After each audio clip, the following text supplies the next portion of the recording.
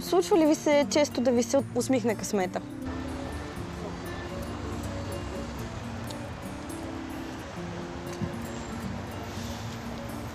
Ей, здрасти! Здрасти. Видях, че току-що си намери едно левче на земята. Да, тук на стълбите. А по принцип, често ли ти се случва така да ти се усмихне късмета на улицата? Не мога да кажа, но има и такива дни. А когато го направиш, готов ли си да споделиш този твой късмет с някой непознат? Да, защо не? В крайна сметка това е късмет. По-добре да го споделя с някой, който се нуждае също от късмет.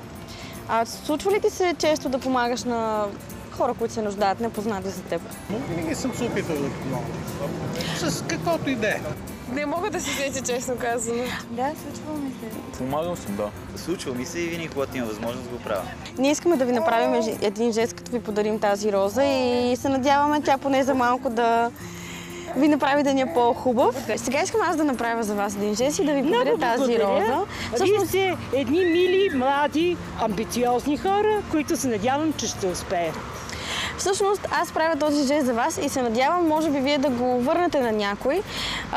Например, на благотворителната кауза, която ние подкрепиме, тя е за приемните семейства. Бихте ли помогнали на семейства, които също искат да станат родители и да осиновят деца? Да, ще го направя. О, разбира се, разбира се. Разбира се, трябва да ви кажа, че каузата е фантастична и ви желая наистина много успех. Да, защо не? Естествено, каузата е добра, така че бих я подкрепил.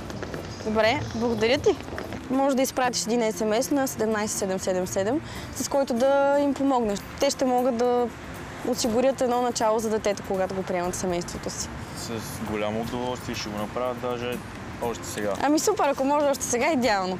Бих искала да ви подаря това билетче. Тъй като аз ти подарих едно билетче, ще ти спести 1 лев. Би ли го използвал този лев за един СМС? Да. Аз съм пускал СМС, така че... С участието си в това клипче помогнахте да разпространим каузата Приеми дете, създай бъдеще и да помогнем на приемни семейства, които искат да вземат дете.